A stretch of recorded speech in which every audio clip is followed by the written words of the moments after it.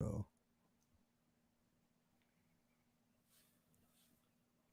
everybody out there, thank you for coming and thank you for being part of the Comic Book Talk with Friends franchise tonight. I promise you that there will be no early dippage. Anybody who is involved in cheekage, they've already acknowledged that before the show starts. Sorry for the delay, but we just had to get that out the way. Make no promises. And here we No go. promises. Thank you for being here with us tonight.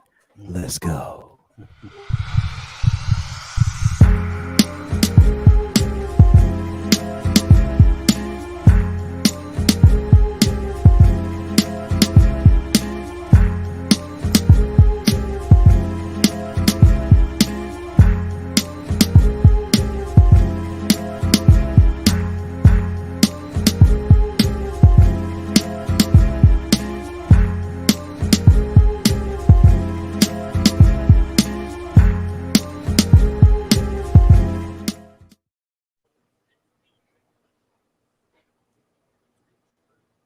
Greetings and welcome to the 1/6 Scale Man Probably presents. You know what it is. It is Comic Book Talk with Friends. Tonight, things might look a tad bit different, and that's because I'm just kind of settling into my new digs, my new desk here. So it looks kind of different. I guarantee you I'll get used to it. You'll see me back to normal way you'll actually see me, but I got to get the lighting and everything right in this some bitch, so it's going to take a minute. But thank you guys for basically being here with us always. You might see here, in different places you see like the umbrella right there. Yeah, I'm sorry, it's in a reflection, but hey, it is what it is. It might look unprofessional, but we'll make it work next time. It's got to get the lighting right. But anyway, thank you guys for basically being here with us tonight. Comic Book Talk with Friends Wednesday. Monday. You already know what time it is. And we got some things that we're going to discuss tonight. It's going to be a fun discussion, nice little discussion tonight that we're going to get in. But of course, I can't do it without my compadres, people that I am cool with all day, every day. What is going with y'all? What's going on with y'all, brothers? How y'all doing, man? Sweet. Happy New Year, everybody. What's up? What's up? Happy New Year, everybody. Definitely happy New Year, man. Happy New Year to everybody out there. We got 19 people in the chat right now. They're flowing in as they come. But thank you guys for basically being here with us this evening. Mr. Butt Naked, man, how you doing, man? Any any good things happen on New Year's Eve and New Year's Day, bro? What's going on? It was pretty relaxed. I did get some deliveries though that were nice, and I got a lot of stuff actually in the last week or so. I got like 5 Hot Toys. They came in. Word. And then actually picked up some like collected editions and stuff. So got the trade paperback that they just put out of David Mack and Brian Michael Bendis's cover, which I love this thing. That's fun. If you haven't read it, I highly recommend checking it out. It's literally, they were working on a book together and then they put it aside when David Mack told Brian Michael Bendis what he was doing at the time. And Bendis was like, no, forget what we were doing before. We got to do that. Because David Mack goes around the country working with the State Department. Around the world, working with the State Department and like outreach and international cons and doing stuff like that. And they turned that into like a spy book, and they even like make the main character look like David Mack. He's wearing like the black shirt and black baseball cap and like the whole nine and stuff. So it's a trip. It's a really good book. And then I also picked up this Moon Knight Omni, which is hefty, and this bad boy is nice. Amazing. It's like 1,300 pages. This is a great run, and the art in this is sick. So I got this, and I also got that's a good collection. It's amazing, dude. And I got the Alias full Omni that's going to be here tomorrow, actually. So that's good. And then the last thing I got was this Daredevil Born Again Artisan. Nice. This thing I love because it's all black and white. These are all high res scans of the actual original artist pages. And it's got like the overlays, so you can see like once you actually like flip it, and then it like shows the cover and stuff. But it's all black and white. It's got his like notes in the margins and everything, and it's a great fun way to read the Born Again arc, which is a Frank Miller gem. It's amazing. So yeah, I got a lot of stuff, plus just reading all my current stuff. So I got a lot of stuff that I basically, this kind of whole vacation week while my wife and kids are home and stuff, it's just been like comics. Like the whole family's been reading books. I got my wife into reading books. She's been reading Something's Killing the Children and Hellblazer because she's a freak like that. So that was the entry point to get her into comics. Yeah. I got my daughter reading a bunch of different graphic novel series that she's been getting into. So it's just getting the whole house going. My youngest, not quite there yet, but I'll get her there. That's what's up. It's time. It takes some time. So she just turned 7. We just had our birthday party at a trampoline. Oh yeah. You got time. People were, we were at the kids' party at the trampoline park, and people were like, "Are you gonna jump? You're gonna bounce?" I'm like, "I'm 40. No, I'm not. No. Because I do that, I'm gonna feel it for a week. No. Yeah. Definitely, man. Definitely, man. So anyway, thank you for being here. Mr. Cheeks, that's your new name, bro. That's your new name going forward. I'm switching it. It's no Jedi Pimp. It's Mr. Cheeks. I'll take that. What's going on with you, brother? Yeah. You know, he's stupid as hell. Straight up. I am good, man. Dipset last week from you, Vinny, for a second, because he dipped. But anyway, take it. Yeah, he leased it, bro. How you doing? I had to handle something last week. I'm sorry, man. You came down the steps. Wasn't my fault. But anyway. That business I had to deal with. Sorry, I had to pay them taxes real quick. Yeah. I feel you. Nah, bro. We talking about McFarlane tonight. So I picked this up in my bundle this week. Scorched. Yeah. She is like the female Al Simmons, bro. Like she is definitely like right with Spawn, bro. I read about I'm like 15 pages in. This is a good book. And then I was trying to be like Vinny, right? So I bust out and did my favorite cover by McFarlane with the Batman Spawn crossover. Yo. I don't know if y'all can see. I try to be like Vinny a little bit. Nice. Yeah. Drew it. Word. Hold up. Let me That's what's up. Hold on. I didn't know you drew it. Wait a minute. So wait a minute. You never mentioned you never once mentioned that you're an artist, bro. Yeah. That's I got bro. all over the house that I did, bro. Oh shit. Yeah. For real? Yeah. I'm a quiet one. I got a whole portfolio full of stuff. That is fire. Thanks, man. That's good, man. Motherfucker, you ain't say nothing. Yeah, bro. This is just something I just do like from time to time, but I can do it. Yeah, bro. Did you pick up that Batman Spawn #1 they just Florida did? Too. My ass is gonna be in Florida. That shit, bro. Hit me up, bro. They didn't. No. Yeah, they got. Yeah, dude. Yeah, new one out. I didn't know that, bro. Yeah, like I'm sleeping on that one. It came out like a week ago. Because this one's from like 90. Yep. Yeah, they did the original Batman Spawn crossover back in the day, but they just did another one. Yeah. They started it last week, I think, or the week. Oh, that's crazy. What's up? I gotta go. That is crazy. He did like a bunch of different variant covers of it. Damn, y'all motherfuckers got it's so much talent in the room. Like literally so much talent. This. I mean, we got two artists. We got one person with the art of butt nakedness. I mean, damn, that's incredible, bro. Yeah, we here. Yeah, my pops sent me all these today, bro. That's what's up. All these old schools today, dog. He found them at a freaking swap meet, dog. Yeah, bro. In Jersey, and sent me all these today, bro. I cannot wait. Yellow was the color for covers back in the day. Yeah, bro. Yeah, bro. In the 80s, man, Frank Miller did it. Yeah. Look at this Captain Marvel, bro. Look at this Captain Marvels, bro. Yeah. Like this is old school, bro. Like I cannot wait. Bro, the vibrancy of the colors was so distinctive for that back then. Yeah, man. And they actually talk about why they used those particular colors back then because it was straight. It was derivative from art prints that originally when we got comics, we didn't get them in actual prints. We got them, or they actually used to just post them in newspaper form.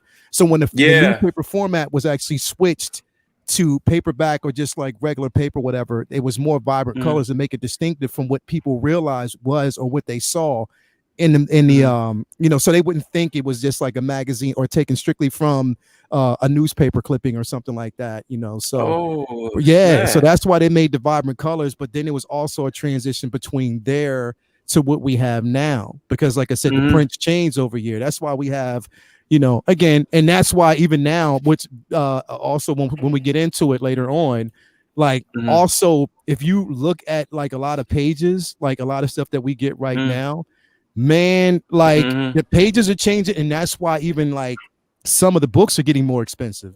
more gloss, more high gloss. Yeah, because more the whatever. pages have gotten I'm like, more yo, glossy than yeah, when we bro. grew And up. I'm almost like, don't see Yeah, paper yeah. pages anymore. No, And Exactly. a You lot of don't. cardstock don't. for covers, a lot of Bruh. cardstock for covers, which then Look. ups the price. The yellow then- was particularly good though. If you're like collecting and you're trying to get like books in like high quality and high grades and Yeah, stuff, the yellow yeah. worked too because everybody knows like black covers and white Mhm. covers, they show spine ticks Mhm. and color Yeah, breaks yeah. really, really hard. Like Yeah, definitely. they're like older books that have like a black cover with art on it.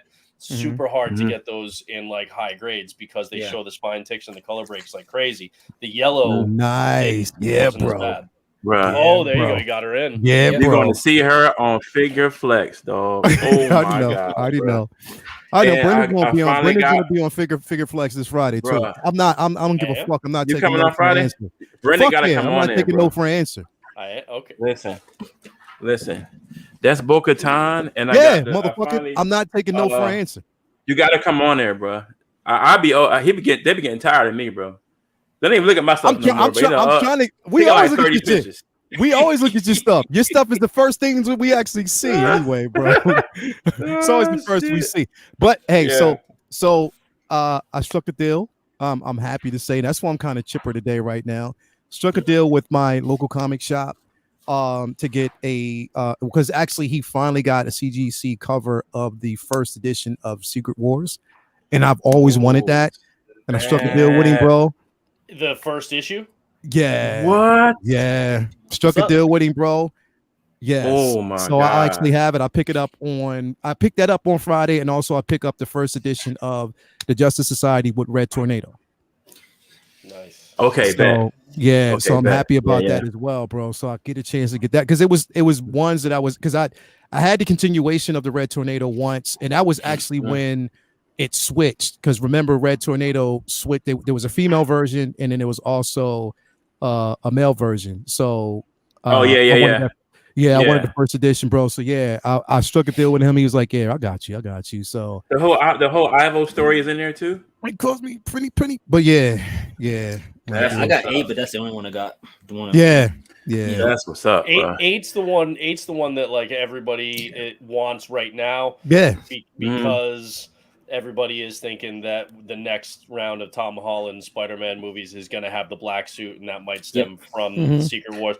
So everybody's specking on that right now, and 8 is the one that everybody's getting, and that cover is just so iconic. It's I'm glad iconic. And that's the thing is like anybody who followed it, like I have 8, you have 8. Secret Wars. You know what I mean? Yeah. But it's I'm glad I got a Bruh. 968 a long time ago. Yeah, a Listen, long time I have ago. the Bro, variants of those I 7 had books. 8. I have the variant. I got 8 back in I got 8 when you know what I got 8, bro. I got 8 back in 92, 93 when Bob was on Lingelstown on Jonestown Road. Yeah, I got it from him. No, I had an 8 when the line came out, but then I got a graded one like 10 years ago. So yeah. So But you know what was crazy? I didn't have 8 when right it dropped. now, Yeah. Everybody's going for number 8 because of the black suit. So that leaves the door open for people to get better deals on the other ones, especially number 1, because everybody's looking in that direction. But the other thing too is that there was a big comic boom in 2020 and 2021. Everybody was buying 21. Now the market for comics is dropping, and so prices on a lot of stuff is dropping. So it's not a good seller's market, but it's a damn good buyer's market right now. You get good I deals would on keep stuff like them that. shits. I'm not selling mine. I got was it 8 books from Secret Wars, and they all I got the variant covers. I expect So it has every one of the team members. Well, the thing is, 10 is when going I was to go soon because of that Doom Yeah. cover. exactly. Oh, But when I was 10 will talking go to- up. I was talking to Steve at my Oh, local I didn't comic think about shop, that. and he told me that you'll notice that a lot of comic shops now are trying to strike deal on CGC covers and stuff that they actually have right now because, like you said, the market isn't good for sellers They're just right trying now. to move books right And they're now trying to rather than move. just Yeah, fucking they're trying to vanilla. move It went- everything as much as they can. It Yeah, went unsustainably high during the pandemic, so now it's Yeah. going back down to reality. Yeah. Now it's course correcting, and so now what you see is the whole market. And I mean, you have blue chip keys like AS, or Amazing Fantasy 15. Yeah. That's always going to be a blue chip key. It's always going to be an expensive book, right? Everything else, though, that's outside of that, they're coming down a lot right now, so you can get really good deals. And what happens is The stuff that is spiking that you will see the upticks in, it's whenever the MCU drops a trailer or a casting announcement, then that individual thing will spike, right? But then, like, the next time we get a Guardians trailer, some Guardians keys are going to spike, right? But then they come back down, and the rest of the market is leveling out, and you'll just have those spikes when there are big things that people are specking on. But the thing is, well, when that happens, it's already too late. That's when you want to sell. That's not when you want to buy it and then try and flip it. By the time you get the book and then try and flip it, you miss the window. You need to own those things beforehand if you expect to make money. You don't want to wait till the weekend Guardians 3 comes out to then try to find a Warlock. Exactly. But you want to buy the Warlock because they don't understand. When they were, 2 years ago when they, showed the Cocoon. That's when you get the. Well, the Iron Man stuff's going to jump soon too with this announcement. Well, that's why I'm maybe with him coming back. If you're actually trying to do this as a business, if you're actually trying to make money and help fund the hobby by selling books, which is totally fine. Yeah. Now is the time you want to buy because it's a bear market where and you know what prices are coming down, and then be ready to sell once the spike happens. Yeah. So basically, when I was asking him, I was like, okay, so for the past couple of months, like, what were your top sellers? And he said, bro, you'd be surprised. He said, to be quite honest, one of my top sellers and one of the most searched books for him, anime. Nah, it was Demon in the Bottle, bro.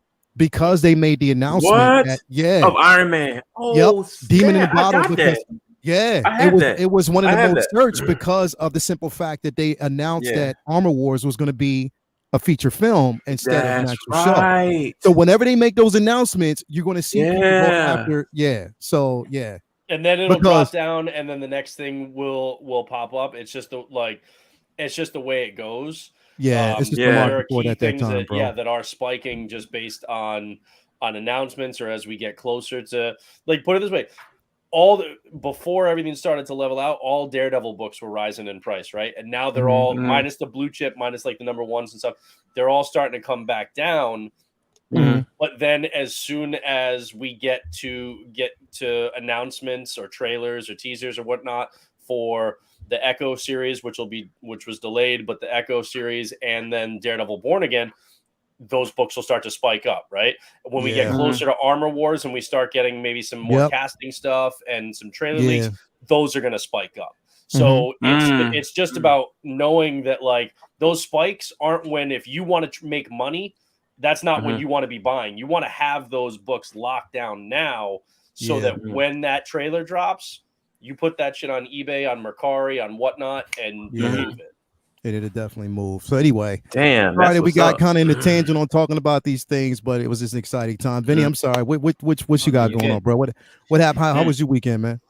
Good. Just had a low key weekend for New Year's, and just mostly just chilled at the house. Just had some family time, and that's what I did. Caught up on some reading and stuff like that. It was it was nice out, but I wasn't trying to fight with all the drama that comes with trying to go party New Year's. I'm too old for that shit. Man. Your own fireworks in the room. You don't need to go out and look for. It's just too much drama with all those clubs and parties. I'm good at home.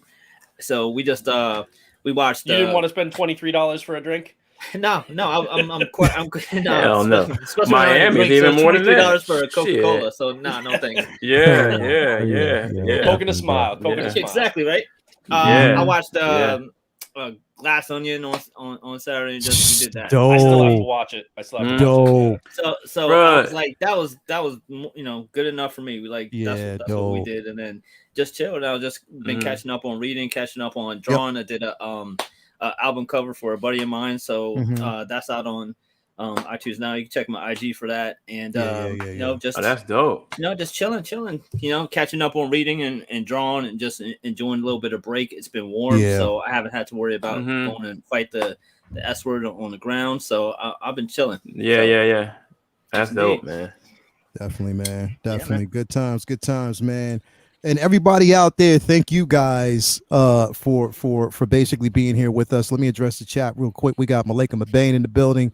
Thank you for being here, brother, as always. Christopher Bouchard is actually in the building. Malika Mabane says, awesome Iron Man run. Demon in the Bottle, definitely it was, man. I love that story, bro. But the thing is, like, you saw a slight hint of it on film, but they only touched on it for like all of like a half hour. It wasn't something that was pushed because they wanted to stray away from it, of course. I mean, that was like a really touchy situation with alcoholism. So definitely, again, but it was definitely a good run. We got Luminar in the building. Thank you for being here. We gotta get Lumi on the show because she's a comic head. Lumi gotta get on the show. Lumi's a comic head, bro. Like straight up, she is. We got Latoya T, my baby, in the building, who is slowly becoming a comic head as well. We got Yuli's second kid. It was at MWJ is in the building. We got Louis Labitz, also Louis, my man, another comic head is in the building. Namaste Bloodsport, number 1. Amber May is in the building. We got Chuck G is in the building. What's going on? Two Ferns. Del A is in the building. Duck Collector is here with us as well. Thank you for being here. Renz Talentino, the great Renz Talentino. We're still waiting for that Vince Sanity and Renz collab. We got Eddie Rodriguez. We're gonna do something. There you go, right? We got Thor Anacostia in the building. Thank you for being here. Who else? We got Eddie Rodriguez. We got a $4 super chat. Thank you for that, Malika Babane. He says, Happy New Year to all. Thank you for that, man. Happy New Year to you too, brother. We got Pure Stewage in the building with us as well. Who else? We got SpongeBob SquareBows is in the building with us. Thank you for being here, bro. Okay. Yeah. OG fan with Star Wars was just Star Wars is in the building. Thank you for being here as well. Dingleberry is out there as well. Zachary Grant. So definitely thank you for being here with us. As always, we got Darth Chopper in the building and Tobar. Uncle Keith is out there. Thank you for being here. So yeah, man. And Darth Chopper, thank you for being here as well. So yes, it's going to be definitely a good show today. We're going to actually talk about, again, we're going to highlight a great, like, again, here's the thing. When we talk about this artist, it doesn't, you can't, you'd be remiss to say that it doesn't come with a lot of controversy because, like I said, he is a rebel in the industry when it comes to his stance on his product. Like, and the thing is, it's like, I think a lot of people, a lot of artists should also take the same stance where they kind of stand up for their work how they want their work to be perceived. Now, I will say this: great artist, good artist takes risks, stuff like that. He wants now, from what we know, this particular artist wants to direct, his own film. I hope not. No, I don't want him to direct the film, but I want to see it. Write it. That's definitely fine. want to see it. Don't direct it. You know what I mean? Like, don't do that. Yeah. Just so don't get too cocky with it, but I do want to see it. Worry. Yeah. I hope not. Yeah. So I wouldn't worry about it. He's been teasing. He's been talking about this movie since for like 3 years. Yeah, right. Yeah, it's not going to come out under his terms, so exactly. He's gonna have to cave. He's already caved on the writing. He'll eventually cave on the directing, or it won't be made at all. Exactly. So he's definitely going to have to cave. But I do appreciate the simple fact that he stands firm. So if y'all don't know who we are talking about none other than the man himself, the great Todd McFarlane. This dude still looks like he's in his prime, but still, what I mean? Yeah, like a great kid, dude. As always, such a marquee. And here's the thing, like I said, Todd McFarlane's work is not going to be for everybody, and we understand that. We go into it. Brendan, me and you were talking in the back. You were like, he's, you appreciate him, but he's not like the top of your list. But you still appreciate, him. I'm a fan. I like Todd McFarlane.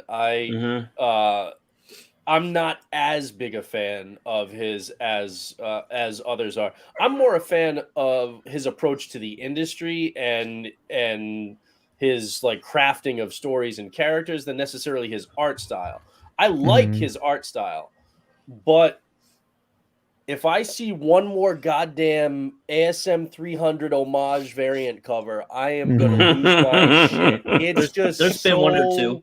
It's like oh my god, can we please just stop? Yeah. It's that and the Hulk the Hulk 340 is it? That with Wolverine and the claws. It's just like, guys, Okay, we've homaged it enough. We recognize it, like it's great. Now let's make some new shit, right? Stop trying to just homage. It's like everything is at ASM 300, and it just drives me nuts. But like that's not his fault. He just made a cover that so many people loved. But I absolutely love and respect what he's done for the industry. He doesn't make my top list as far as comic book creators. Like if I'm going for like my like top 5 favorite, but that's just because we have so many amazing artists and writers and comic book creators to choose from that it's an embarrassment of riches. But I absolutely respect what he's done and what he's accomplished. Yeah, definitely. And I again, like the reason why I have like a high level of respect for him, again, is when we talk about, just his stance on his work. And I think that a lot of people, literally in the industry, a lot of artists, instead of, you can cave on maybe direction, writing and stuff like that. That's completely understandable. But you should take a stance for your work, and what direction you want to see it go.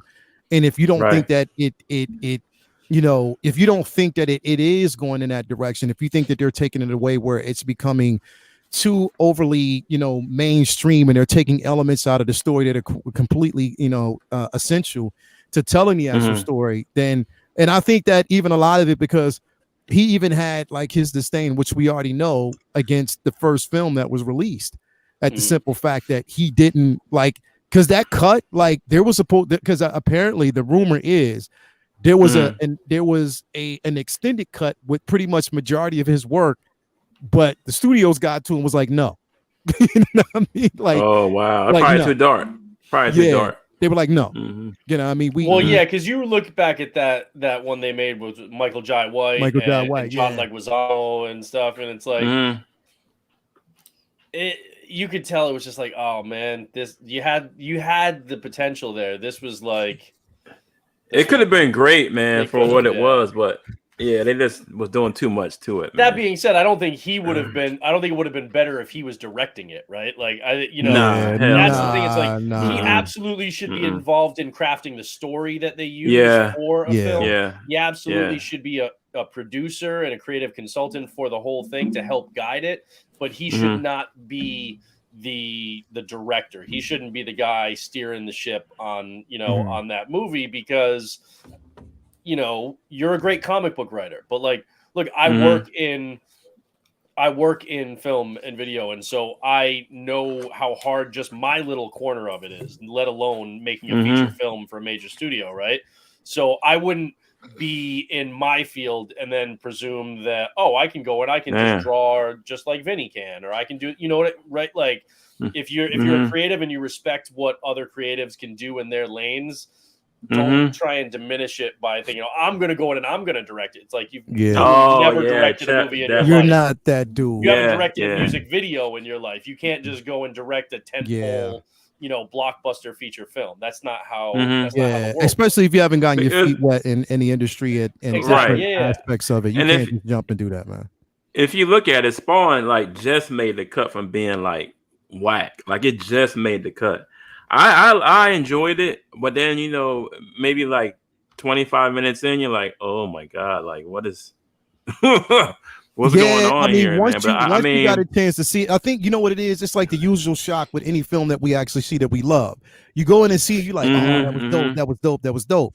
You come out of it, you like, and you think about it, you're like, damn. And then if you actually go back and look at it now versus everything, and watch it again, oh my god, I watch it.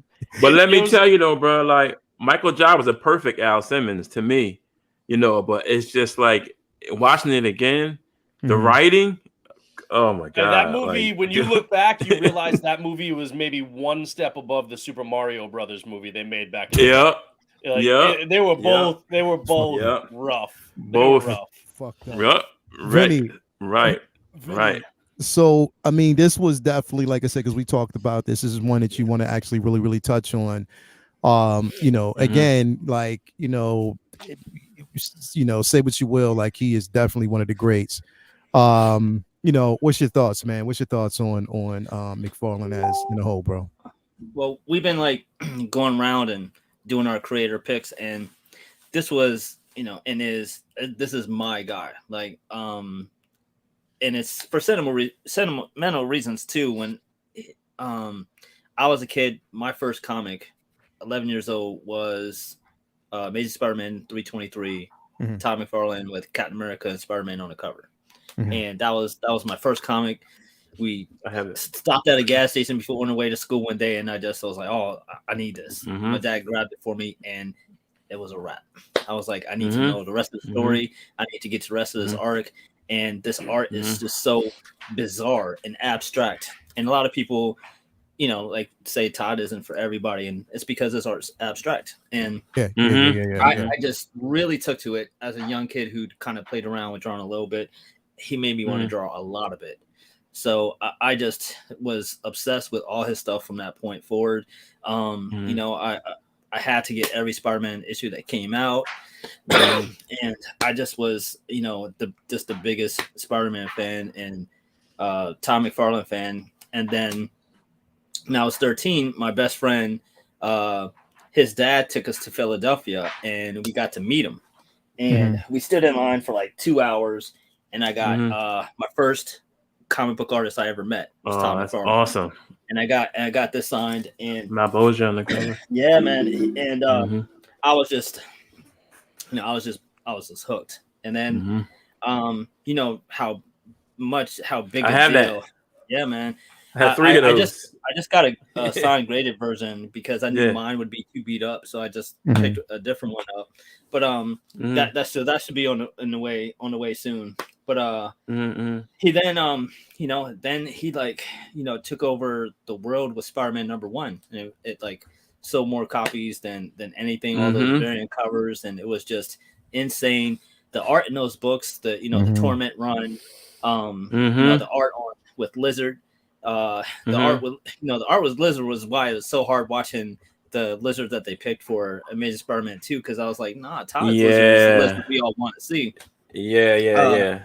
His art with Wolverine and his art on Amazing Spider-Man versus Hulk, and just his stuff was just phenomenal and groundbreaking to me, and I just loved the crazy amount of detail that he put into every piece. I mean, like it could be a page where 2 people are just like eating dinner, and it seems like there's just so much going on every single page, where you had a lot of other artists like Liefeld or other people where it would just be whatever character was there, and then just lines or nothing in the background. So he put so much love into every page. And then his toy line came out, and his toy line was incredible. This was after the split, and him and all the Image guys left and went to Image, and he became inspiration to me is on like the businessman side, because he showed everybody that, hey, we don't have to work for the man, we can be the man. And he created Spawn and put it out there, and at a time where that was unheard of, that you could create characters and keep them.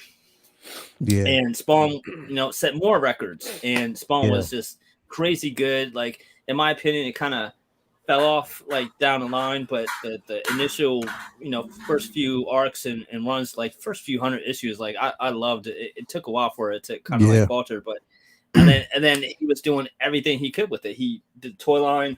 He had I still had like the first Spawn figure, like, and then you could like cut off barcodes from the back and then trade it in for variant figures, and that wasn't a thing back then, variant figures and stuff like that. And then he did movies, and then we talked about how controversial, how bad, the movie was. But think about what that meant, though. This was somebody who like took their own creation and got a film made in Hollywood of it.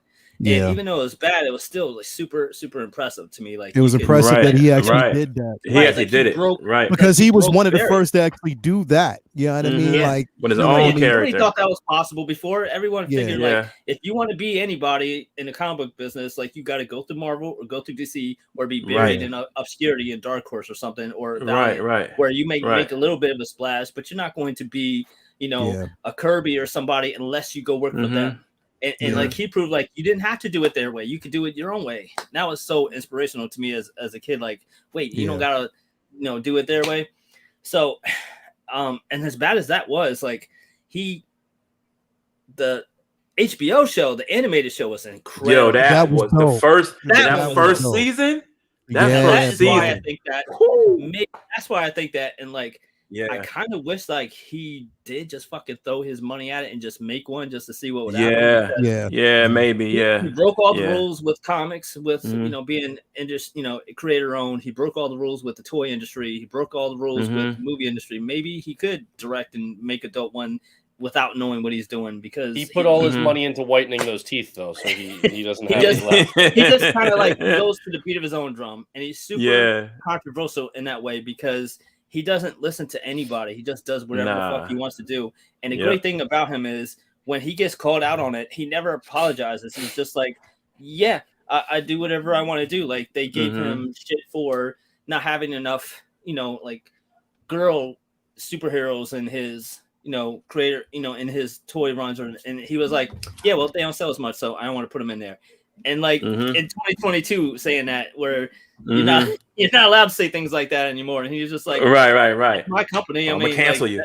Look at the numbers. And it's like you can't really cancel give a shit. And I just appreciate that, like, just do whatever you really feel like is in your heart to do. Like he's just been the man on that. And he's made mistakes along the way, but it's like he's never been afraid to do anything that he wants to do. So I just love the fucking go get him. And then for Christmas, I got this fucking beast, a fucking huge giant Todd McFarlane SpiderMan artist edition. And like that book you had, Brendan, with the artist proofs, that's what this whole thing is full of. So my god, that thing is crazy. It's ridiculous. It's fucking taller than me. It's nuts. Is that Barnes and Nobles? Where'd you get that from? It should have it. I got. There are a lot of places. I don't. Yeah, like Amazon or anywhere like that should have. Gem Mint got it and did a review on his channel, and I saw it in my local shop. I saw it in person. The thing is fucking huge. When I seen it on Amazon, that gotta be going for like 200. It's going that for thing like is awesome. Like in between 115 and 130, but it's like around 130 now. And but as soon as that print run sells out, my god, that thing is going to be over $300. Like I mean, on the market, I want that. Crazy. I'm getting that. Now these are all like prints of the actual pages that he sent in. So you see imperfections in the pages. You see inker notes. You see colorist notes. You see little details like finish coloring in. The black of the hand. Like I sent Leo some pictures to pull up that is a little bit easier to see on your screen. Yeah, because those are high-res scans of the original pages. These are not original pages before they went to the printers and got cleaned up and everything. Absolutely. So it's just you see the imperfections and everything like that. It's just such a beautiful book. Leo, I'm gonna let you pull up some of the shots I sent you. But did you just now pull a Brendan just now? I had it ready to go, bro. You had that shit. Did you just? I had it ready to go. Do that. I was shit prepared, bro. real quick. It's McFarlane. I had to. Okay. I mean, you just really did that. Yeah, I really did. You said, yeah, I did. Preparation V, way better than Preparation H. Preparation V. Yes, indeed. Yeah, man. Yeah, this was a must-have. Yeah, man. If anybody is a fan of McFarlane, like super must-have. See, I seen the Jim Lee version at New York Comic Con, so I thought it was going to be that size. I didn't know it was going to be damn near 2.5 feet. It's Todd huge. likes to swing a big stick, man. Hell yeah, he's not going cheap on anything. Yeah, so that's pretty much the size they work. So I love that it's pretty much 1:1 scale. So it's just a tremendous like piece of art. Jason dipped out so he could go buy it right now. That's why he's gone. I don't even doubt that that's what really is happening. It's only $133. Yeah, like it's incredible. Yeah, I'm getting that. Did you dip out to buy? I'm definitely getting that. No. I went to go because when he was talking about showing that stuff, man. This is why I started drawing Spider-Man like this, because of Todd McFarlane, bro. Mm-hmm. The posters that he used, though, I just grabbed some of my stuff to show, man. Like, let me see. Todd McFarlane, that's Todd McFarlane stuff. Like, that's the style that he drew in. Yeah. So it was like it's stuff that I used to draw back in the day. Like, man, this dude The way he drew Spider-Man and Batman and Spawn, Spawn jumped off the page for me, bro. Like no that, doubt. especially number one. Yeah. Oh my dude. To be honest, I like his Spawn more than I like his Spider-Man. What? I like the way he draws Spawn more than I like the way he draws Spider-Man. I prefer other versions of Spider-Man to Todd McFarlane's. I don't hate his, but like he goes with like the super big eye lenses, right? That take up like the whole head. Yeah. I like him a little bit smaller than that. And then one of the things that throughout his book, when he finds something that he likes, he leans into it, right? And he's unapologetic about it. And I appreciate that. But he tends to draw Spidey in the same kind of pose, like throughout every like page. And he tries to make him look very arachnid, like, which I get. He tries to make him look like a spider, but it's that like a spider, where like the legs are actually like his torso actually flattens to the ground, and his legs are actually like over his like, over his arms and his torso and stuff like that. To make him look so his feet are like in front of his hands and stuff it tries to make him look much more spider-like, and like I get that. But he doesn't. If you go back and you go through his books, he uses that pose all the time, and so it was just a repetition thing for me where I was just like, it's not my favorite vision of Spider-Man, and when he does it all the time, I kind of like I have to pull back, and I can't always just read a ton of Todd McFarlane stuff all at once because I get kind of irritated with that particular art style. Again, I'm not saying it's not talent, like drawing it that way. He just leans into something that I can only take in like small doses with Spidey. With Spawn, I think there's a lot more variance there. Yeah. Did you like his run? He did a run with Wolverine and Spider-Man trying to fight Wendigo. Yeah, man. Torment. Yeah. Yeah, that Wendigo run was awesome, bro. I have that whole run with him, man. Like, I love his stuff at Marvel too, man. I'm not even gonna lie, dog. With Todd, bro, like I said, I mean, again, we talked about artists who pushed. What I like about it is, and the thing is, what I like about his Spidey run is because again, it's distinctively him. You know what I mean? It's distinctively who he is. And there's none of that influences off of anybody else's art. You actually see it. And on top of that, like even when you look at this cover, even though like majority of the cover is black and white, when you look at Spawn, you look at those hands, you can tell it's him, but you can also tell that he is going on, like he's pushing the button towards graphic as much as he can. Dynamic. Exactly. That's what I always try to like pull from his with my stuff now. Is just like try to make it dynamic as possible so that it grabs you, so that when you're walking past it, you're like, and it just grabs your attention. You can't walk when you first seen this. There's no way, like if you never were a Spider-Man fan, there's no way that cover doesn't like kick you in the nuts. Yeah, and, I mean, this is somebody who co-created Venom. I mean, he basically created the look after Michelin told him, "Oh, I need something that kind of looks like Spider-Man's suit, but it's like alien." And he's like, "All right, I got you."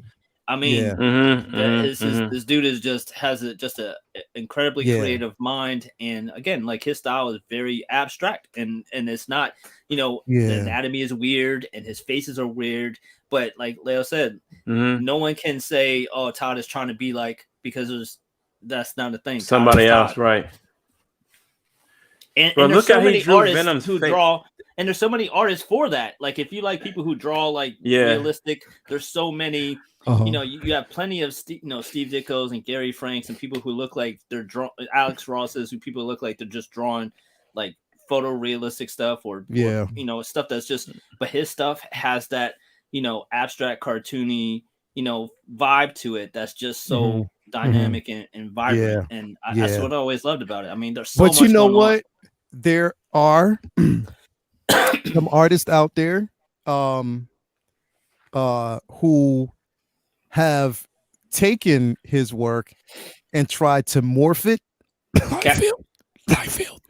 I think I feel like that's just I don't think his stuff was any. I think if anyone who you could say that about would be like Capello or Daniel. I feel like no. The reason why. Todd, But the reason why- Capullo, maybe. I say that because I'm not saying that he was trying to be, or I think he's tried to take his work.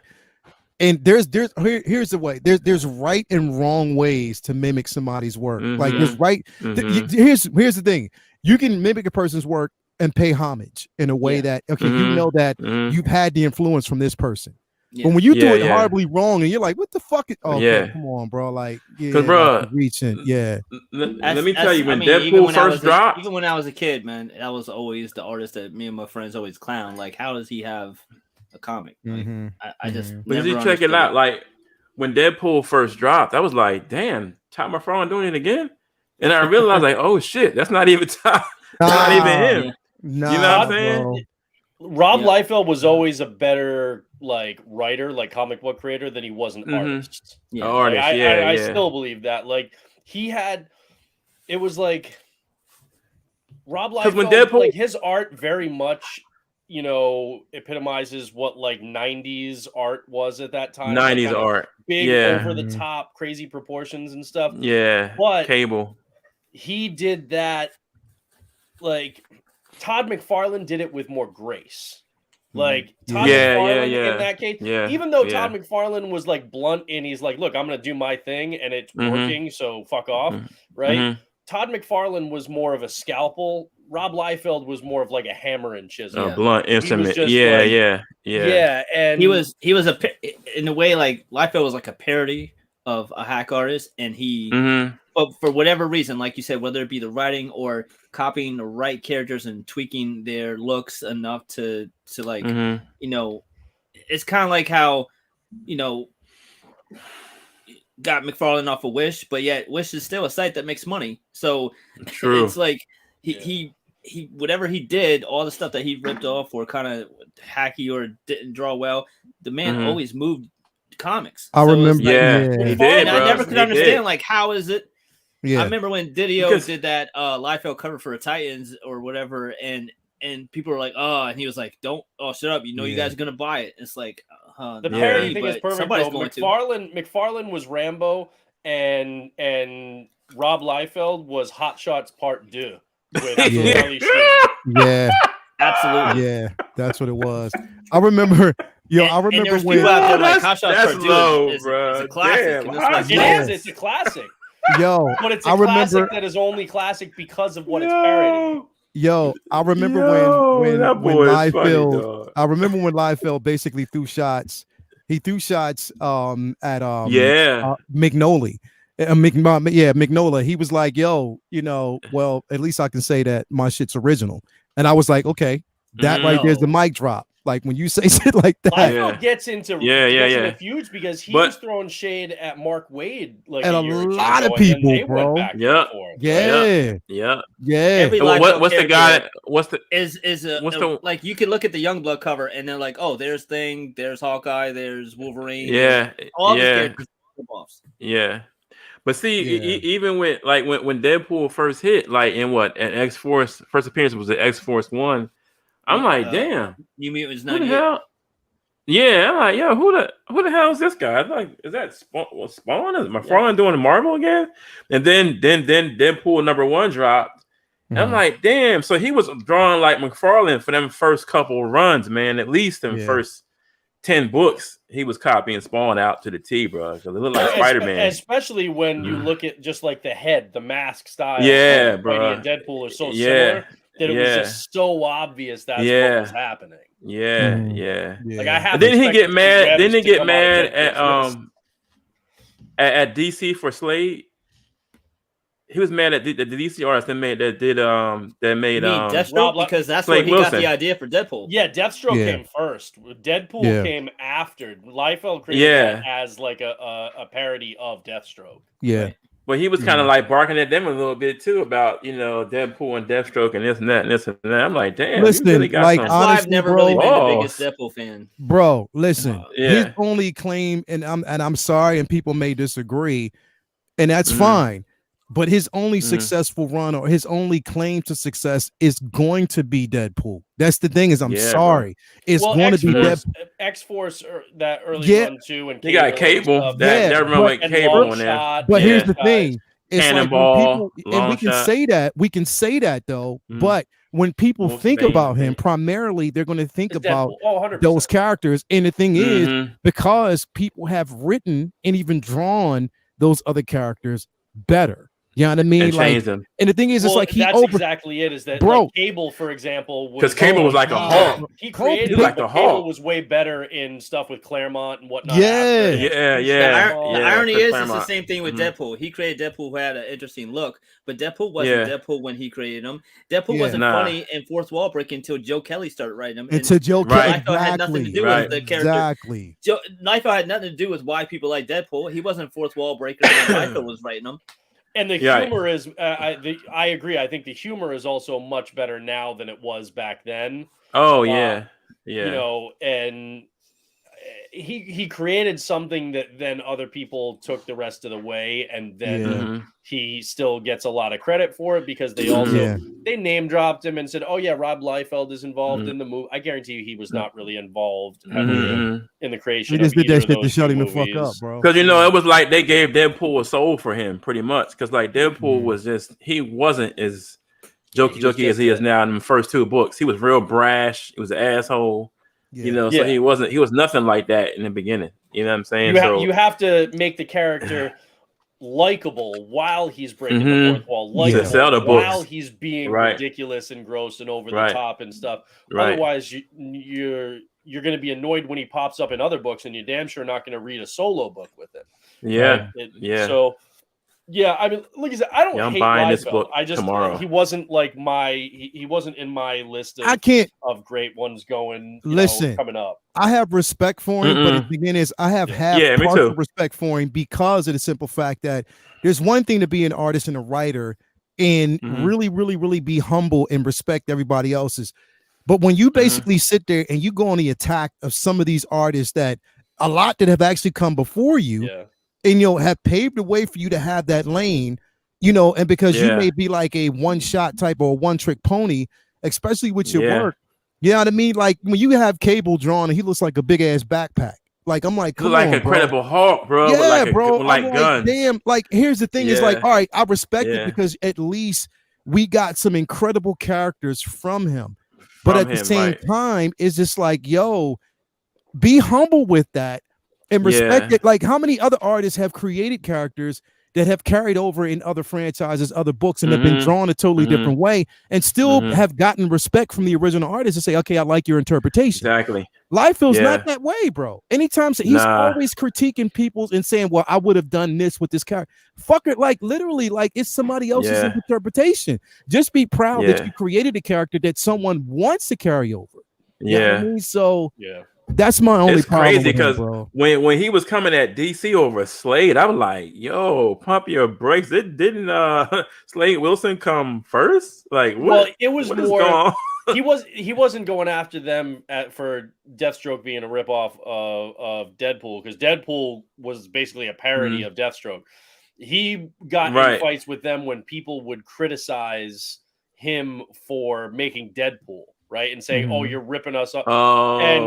And he would go at them, and it was just like, look, he found a cool. First of all, you see that back and forth across DC and Marvel. It's like, look, we've got Namor, and then we've got Arthur Curry. We got Aquaman. We've got like, you know what? There's so many, back and forth. Say, well, like Superman and Sentry and I hate it because they're two completely different characters. But when people say, Moon Knight and Batman or something. Superman by more Hyperion, Superman. Whenever somebody says like Moon Knight and Batman, I'm just like, that means you haven't actually read enough Moon Knight books to know how two different complex dudes, that character is, and but things like that. So there's tons of crossover or like character emulation from one side to the next, where it's like, oh, this character is almost exactly like this character. It's like you've got speedsters, you've got Quicksilver, and you've got Flash, and you've got so there's nothing wrong with that. And there are only so many kind of power sets you can come up with,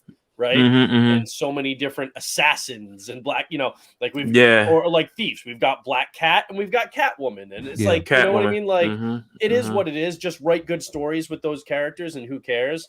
And he would just kind of, I think, get to the point where when people brought it up, he would just be like, "Oh, fuck it, I'm gonna troll you." And I think that's what Rob Liefeld does. Oh, that's what he was doing. People. I got and he was just trolling DC fans more than anything. Yeah. Fucker. But anyway, to be honest, Deathstroke is my boy. I like him better than Liv. I'm not gonna lie. but back to like I said, I mean, didn't want to spend too much on Liefeld, but with McFarlane, I mean, again, you know, I just appreciate the simple fact that, like, I mean, he really protects his work, but he protects it in a way that it's not against another person's interpretation. It's just the way studios try to get themselves involved in there, you know, and companies try to get themselves involved, you know, and I kind of respect that aspect of it, you know what I mean, when it comes to McFarlane. And then when we talk about, I mean, especially this book, you know, this Spider-Man 1, which Vinny, I do happen to have just the color version of it. I don't have this, you know what I mean? But yeah, like definitely respect the run. And it was like, it's pretty much a marquee run when we actually see that, when this is what people, this is pretty much like where a lot of the stories were derived from. Like this, especially between them two, is where it kind of began in a sense, almost. It's a shame we haven't seen his Venom on screen. Right. I know, bro. His Venom. If you grew up in the 90s with Venom, there's a reason why so many of us are so frustrated with the way that we've seen. Yeah. It's kind of like being a Dark Phoenix fan and watching them try over and over and get it wrong. And it's such an important character. And Todd and Dave Michelin and them, like, and even with the Eric Larson runs, like, they put so much.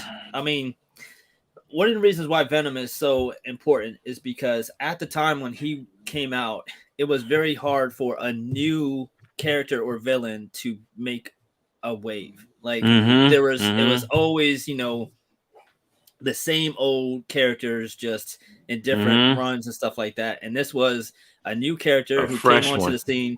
It's kind of like, you know, Doomsday and Venom and Bane are kind of like, you know, that's like the holy trinity of 90s villains that broke the mold, because at that point it was just the same rogues gallery over and over and over. Joker all the time, Lex all the time, Green Goblin, and you know, regular Spidey villains, Doctor Doom, Doctor Octopus, you know, like all the same people over and over and over. When Venom came, it was like, holy shit. And then when they started making the movies, it was like, Venom is such a dangerous villain. Like, you don't want to see him fight him first. You want to see a few movies build up, and then to be somebody like that, he needs fucking all the experience he can get to beat, because he was so deadly in those books. Like, he just tormented Spider-Man. So it's something that we still deserve to see a great Spider-Man Venom introduction. Not this character. We don't. It's not enough to see Venom on the screen. Yeah, because you can just get a sci-fi movie if you just want to see a cool alien on the screen. The important part of Venom is the interaction with Spider-Man and their love-hate relationship with each other. Their, you know, the insult to Venom when Spider-Man rejects him, like all that shit.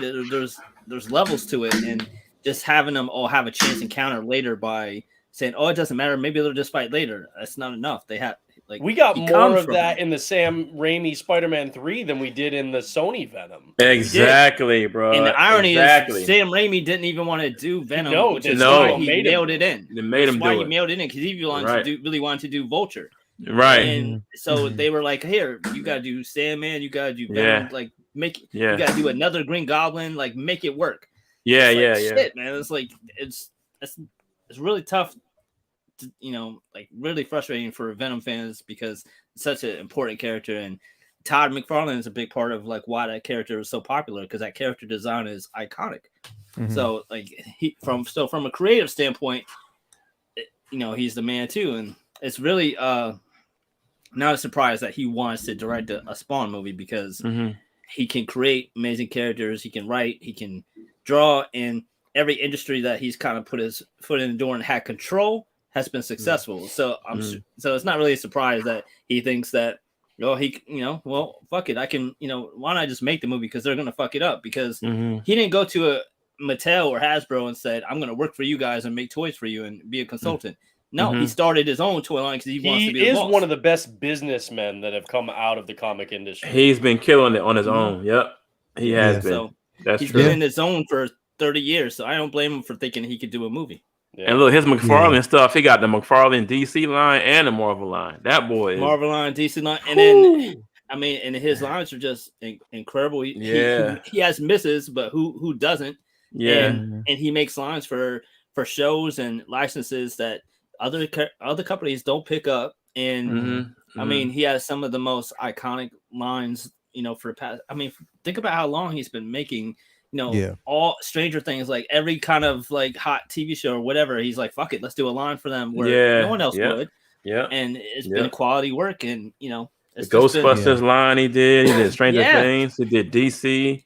Yeah, he's doing Marvel stuff, bro. His lines with the figures, Dead stuff, Walking Dead, so many different. It looks so real, bro. Yeah, so it's not just real, like dude. Comic book stuff. It's just he's just been a huge part of the industry in general because he's come at it from so many different angles, and it's been frustrating, like hearing him.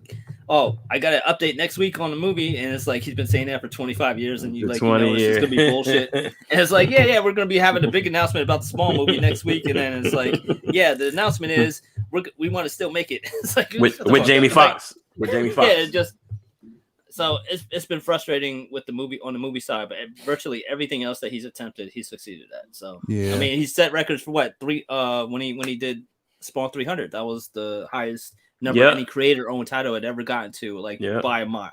So it's just definitely, whether you like his art or like his stuff or anything like that, he's definitely a pioneer as far as mixing creator and business owned, and not too many creators can say that. A lot of creators are just they just go to work for Marvel, just go to work for DC and kind of do what they tell them, and then when they create stuff, it's like, well, they own it now, and then later when they make a movie, they bitch because they got screwed and only got like a few grand for creating that character. But he showed that there's another way. You can go put it out yourself, and it's like you see that a lot now with music and other industry things where people are doing it more independent, and that a lot of that pioneering came from Todd and the Image exit.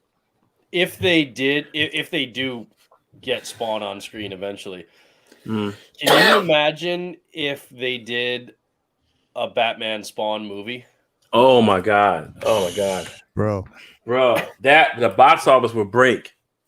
I mean, Batman and Spawn would be a massive movie, but that would also be a pretty good way to introduce the legion of more one of my dream movies fans right to here. Spawn as a character. No, but the only problem with that is the simple fact that DC ain't gonna have it.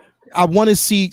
Here's the thing, bro. Like, it's not that they won't have it. It's just that the simple fact that we say that about that, but that was supposed to be something that was supposed to happen with Batman versus Superman. Like, and I mean, that should have broke the box office, and it didn't. So when you see like a Batman Spawn run, it's just like, until I see them get back on their feet, bro. Like, it's just like I don't know if something like that. I mean, as much as that would be dope as fuck. That would be so dope. The Batman versus Superman thing, though. Honestly, I think that movie didn't perform in the box office the way it did for kind of three big reasons. One, I thought the marketing campaign, the promotional materials, the none of them do right. They weren't very good leading up. Right. Showed you the whole movie. Hype. Yeah, bro. Then, they don't. Yeah. Then there was also the fact that the buzz coming out of the early screenings and advanced, reviews and stuff were like, "Oh man, this just isn't that great." Right. Which is why they kept showing more of it. There was a lot of skepticism going into that movie about Ben Affleck in the role of Batman, which people then warmed up to. But by that point, the movie had already suffered in the box office. It still did well, but it did not do what they were hoping for by any stretch. So I think that if you have the right kind of person in the role and the right, creative team and all that, and a good marketing campaign, then I think a Batman Spawn movie with the right marketing could do really, really well. But again, it's a pie in the sky. I was just thinking, how cool would that to be? I don't expect that to actually happen, but I'm thinking it's like, man, if you did that and you did a really badass Batman Spawn movie and then you followed it up with an origin film so you introduce people to the character of Spawn and then and tell a fresh story with him and Batman and maybe tease some of his backstory, but then go back and do his full solo movie after that. I think that would be really cool. Like I said, I don't think it's ever going to happen. But I wish it did. I would like to watch that. Would be amazing, bro. If they did it right, Batman and Spawn. Oh my god, dog. That's one. That comic book cover is iconic, man. I have that whole series from when he was in Gotham, bro. Like that. Yeah. Man, bro, that was a good run. Spawn with the damn shoelaces up his face. Yeah. Yeah. No, that was a good run. I would love to see that, man. I tell you, the art, but they gotta promote it right. Promotion is everything, bro. The art on all the series that he's got going right now, Spawn Gunslinger, Scorched. I have those. All of those, like, look. The Gunslinger, like that's the Gunslinger one. Is that's his new thing. With the big hat. I got the David Mack variant covers of a King Spawn. I have King Spawn too. Scorched. I've got the David Mack variant because I'm a huge David Mack fan.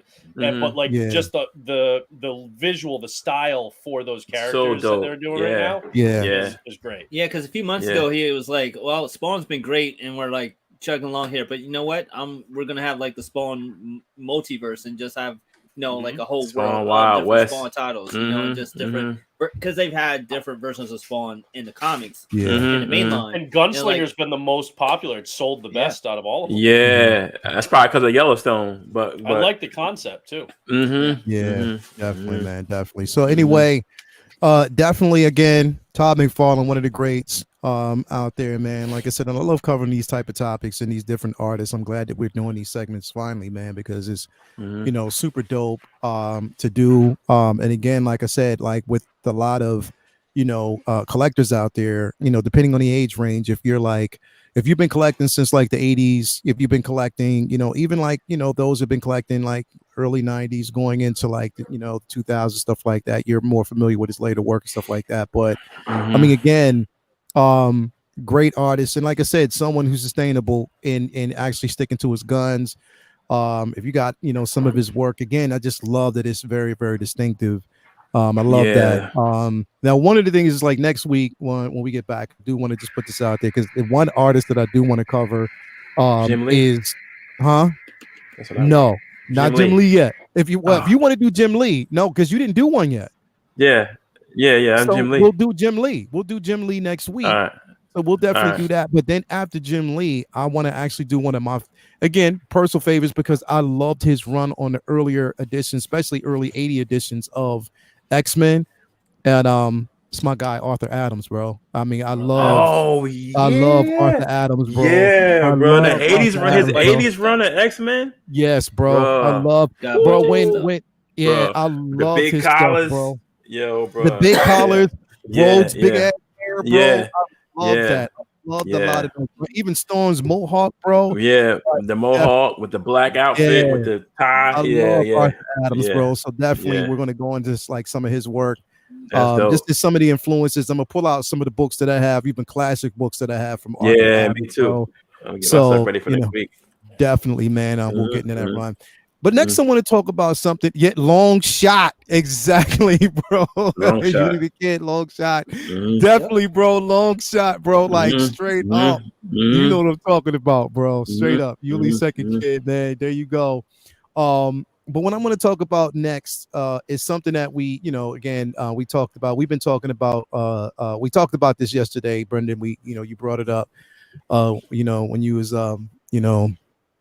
butt ass naked. We want to talk about talk about basically like now there's been like this going thing right now, and the thing is I didn't think about it, and you had me when you brought it up. Like I'm like Vinny, like when we actually do our pulls, they put it in the box. We're just like, all right, put it in the box. Once we go, we know exactly how much, they'll tell you, okay, this is how much your stock is. You just pay for it. So you don't really pay attention to the simple fact that you might have some, you might have Marvel with DC mixed in it. Now, the thing is, even though your Marvel collection might be a little bit like for me, like I try to have like a bit diversity. I mean, I have DC runs in it, like, but I didn't realize that without looking at the books. And then when you said it, I went back and I looked at a lot of covers. DC is waxing. But the thing is, I forgot about it because I did have a conversation with, like I said, just a couple. It was like Missy and Daryl and all them that actually work at Comics Connection, and they were telling us how, a lot of DC runs like now, because I didn't know that really just with distribution they're really struggling. They're not saying it, but they're based on story, based on translation from comics to cinematic universe and the deals that they actually had with some of these studios. So of course, inflation, which I didn't know, I'm not equating it all to inflation, but a lot of that really did hit with them, and they're still trying to recover. But yes, we're seeing like an increase, like an up increase on prices when it comes to these books. You know what I mean? Some books that at one point were like, I remember it long going the days when you can actually go to a comic book shop and it was like $1.79 to $2 basically, 35 cents, $35. Yeah, when stuff I first like started that. reading, it was like $1. Long Me too. gone those days, bro, because now when you go, god damn it, like those prices, man, $4.99, $4.99, and even if you basically get like a variant cover, sometimes it could be $6 depending on what you get. Yep. You know what I mean? First one I bought is $7. Yeah, bro. And the thing is, doing a comparison between Marvel and DC, Marvel, like they stay stabilized around like a certain mark. But DC, what the hell is going on, man? It's like when you picking up these runs, it's like, it's like the butt puckers when you look at those prices. And when I started, so then it's like my most recent pull, bro, I separated and I just started looking at prices and tallying up. Like almost, I would say 40% of my pulls came like, and as the amount of money that I'm spending came from DC, bro. I'm like, what the fuck? You have more Marvel books, but you're spending more money on DC. So I didn't even. I knew that some books had gone up on the DC side. I knew they were a little bit more expensive, but I was just recently catching up on Batman in DC, so I'm all caught up now. Obviously, I the fail-safe line arc right now with Chip Zdarsky and Jorge Jimenez. I'm a huge Chip Zdarsky fan. I've been reading his stuff for a long time, and I've loved what he's been doing on Daredevil for the last couple of years. So I was excited. So I'm like grabbing all those books, just thinking I'm just grabbing them. Yeah. And then I looked down and I'm like, oh shit, these were $450. $450, dog. Yeah, bro. And then a variant hit you.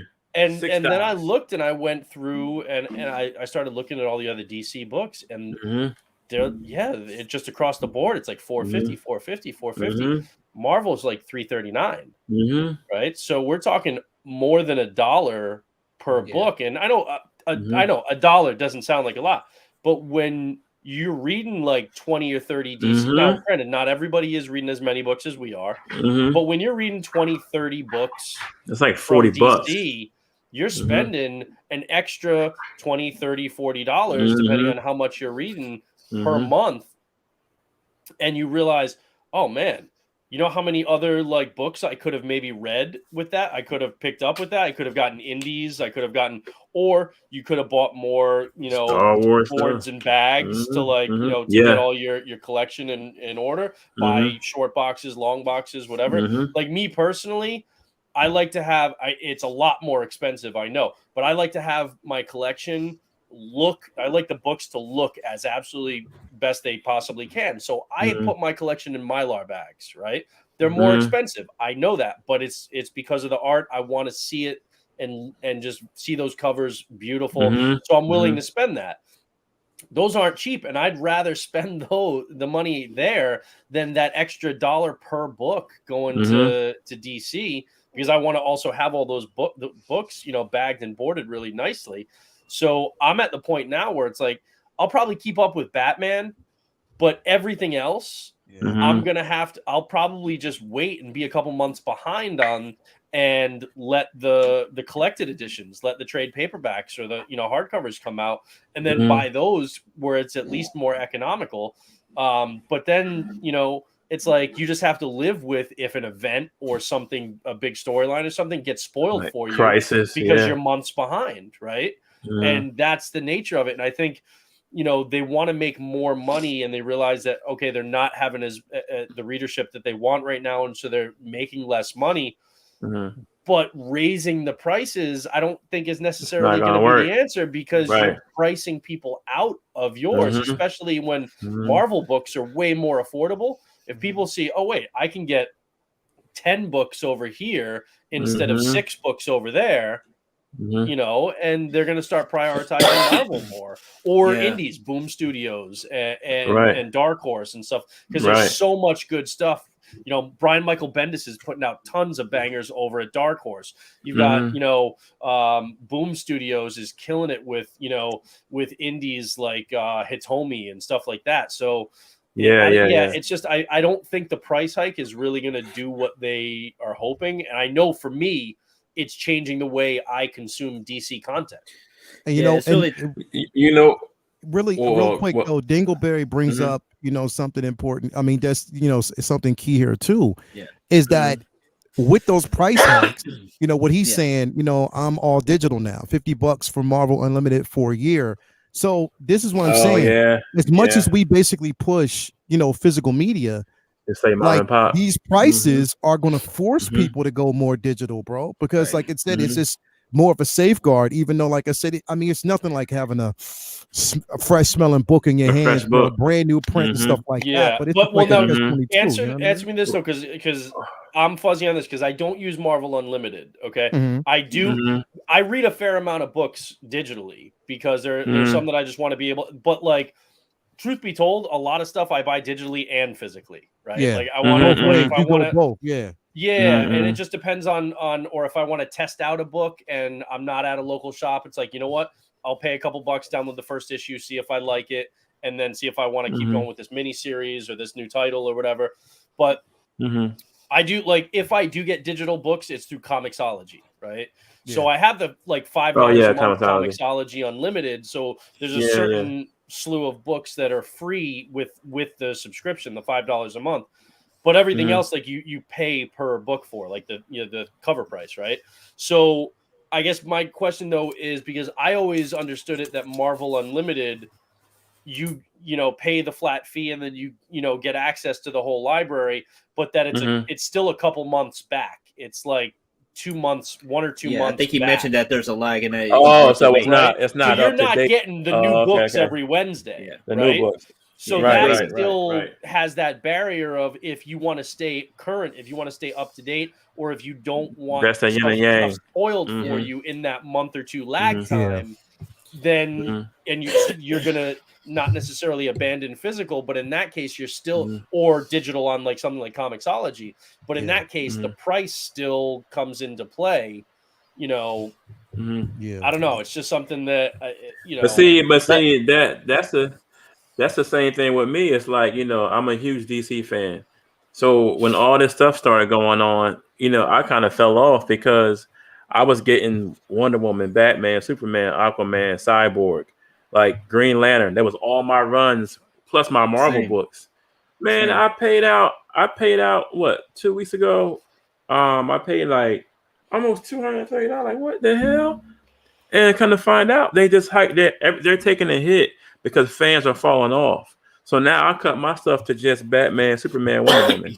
I don't even read the rest of the stuff no more, and I'm just getting my Marvel stuff. I saved like almost $130. And then like similar to Leo, I'll get like a whole bunch in my polls, and I don't really necessarily distinguish like, okay, here's the price for this, here's the price for that. Like I kind of buy comics like I'm grown and I work hard, so that way I don't always have to pay attention. Sometimes I'll get gas at the closest gas station. I'll get bread wherever the hell I'm at. I'm not a coupon clipper, and me neither. There's thoughts to that, but when I just pay what the dude tells me the books cost, and like I get the pulls that I want to read, and then I don't really but I don't. So sometimes I don't notice the hikes and stuff like that. But there's obviously a lot of people who do, and it's really unfortunate because that dollar is like that's a difference between that's getting a big, book or not. bro. And Yeah. the reason why that's so important is because there's 7,000 Batman books, and when you have somebody decides that they only can afford 3 or 4 the main run or something because of the price hikes,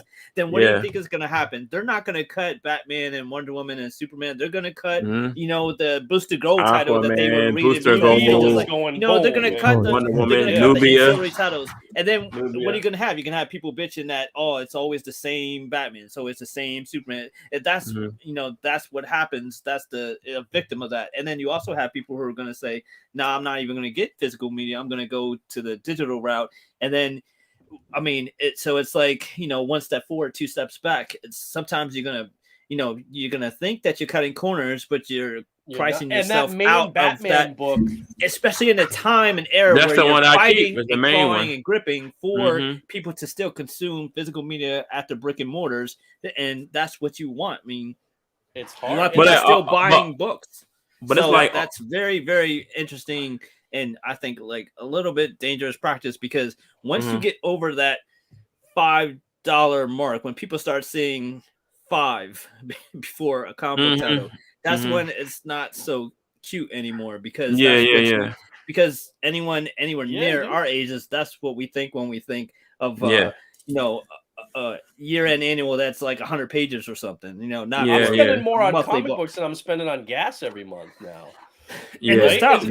But that's and that main Batman title, which is the one I want to keep up with, the main one, even with the prices. But the problem is they constantly reference stuff that's happening in Batman Incorporated, in Batman and Robin, in Detective Comics, in the 17 other Bat-related titles you buying the other books have going right now. Right. And it's like, all right, well, I'm reading this, but like I'm not reading those other 3 books that this like Shadow War story arc is finishing in. So I missed this thing with Deathstroke and Talia. I missed this thing. You know what I mean? It used to be Bat Family, Spider-Man Family, Green Lantern Family. Like if there was a big event, you would see like, okay, such and such. You'd have the checklist at the end of each issue. But that used to be when there was a big event. Now it's like, that's how they do the arcs. Now they have to. Now that's how each arc is, where it's like Batman, just a regular story that isn't like some, Death of Batman book, story or something. Just something just regular. You're gonna have to read the other books to keep up with it, and that's forcing a lot of moves from people that they might wind up regretting. The only thing I think it's a mix though. It's a mix though, man. It's a mix of the media, because like some people fell off from DC because all the announcements is going on, all the cuts, blah, blah, blah. Some people fell off because, the books, they're not as interested in NAR as far as the price is concerned. I'm curious on how much it affected by them losing Diamond distribution, because they used to. I'm sure that's another one. Because Diamond distribution used to be for Marvel and DC. And if not last year, the year before, they opted out. And now I think it was last year. Talking to my local guy at the comic book shop, he's like, it's super frustrating now, because if you have an issue, you could call up Diamond and see what's going on. But now with DC, it's like there's no one to call. It's like if you get what you get, don't throw a fit with DC Comics now. It's like they get their shit, they get their shit. If they have to reorder, it's a pain in the ass. So it's like they're starting all over from scratch in order to save a little bit of money that they used to have to, kick up to Diamond, and it's causing a whole bunch of other problems. And I'm sure part of that recoup is them charging more for the physical books. So it's a bit of a mess, especially considering there's so much BS going on with the film side. Why not keep people on the hook reading your comics until they figure it out on screen? Because that's the pipeline. That's the pipeline. Yeah. Right. All those stories come from the books. Keep them reading. Real quick, not to divert. Prayers up for DeMar Hamlin's family. He's basically in the hospital right now. They canceled tonight's game. They suspended it. He was hit. He's currently in critical condition. He was hit during a game. And now he's at the hospital. So they can't. Renner too. Yeah, and also Jeremy Renner, who's actually, right now, speedy recovery for him. Which basically we did get some updates on that, but definitely prayers up for Hamlin, DeMar Hamlin from the Buffalo Bills. The safety for him. He was actually carted over to the hospital after he got hit, tackled, and he collapsed on the field. So they stopped the game. It's been suspended for tonight. So definitely want to put that out there. But yeah, wow. They suspended the game. That's a first, bro. I've never seen him do that happen. Because he's in critical condition right now, literally. Oh my god. Yeah. So that's definitely, an odd choice. Yeah, that's terrible. Speedy recovery to him. Hopefully he's all right. Yeah, no doubt. Didn't just want it because I was just watching. I was like, damn, like wow. Yeah. But yeah, like I said again, like I mean, it's continuing on. I'm sorry, Vinny. You were making a point. No. That was just basically I just curious, how much the distribution change affects those prices. I'm not sure how much of the the Warner Brothers movie side of it has to do with anything because that's been in flux and kind of a mess. I think it's a years, big part of it though, man. But it's been a mess for years though, so I'm not sure they have, because you're definitely not going. I mean, it's the other way around. You're not going to float your film industry with the comics. That's not the way it works anymore. You're gonna float your comics with the film industry. I think it's a mix of all of those factors. It's a mix though. Because Disney knows. I'm sure at some level Disney knows that like even if their books are losing money, they're gonna make some changes, but they want to keep that pipeline of stories to film coming. So they'll just they'll make sure that those stay around at least for the most part. But to flip it the other way, your comic books isn't going to prop up your movie industry. That's not the way it works. There's no comics making billions of dollars for you. I mean, if Marvel hadn't sold their film rights to all of those characters back in the late 90s, then we wouldn't have comics at all. Like they would, because they wouldn't have been around. That's how much more valuable the film industry is. Yeah. And even when there was no film industry, that saved them when there wasn't even a single MCU movie.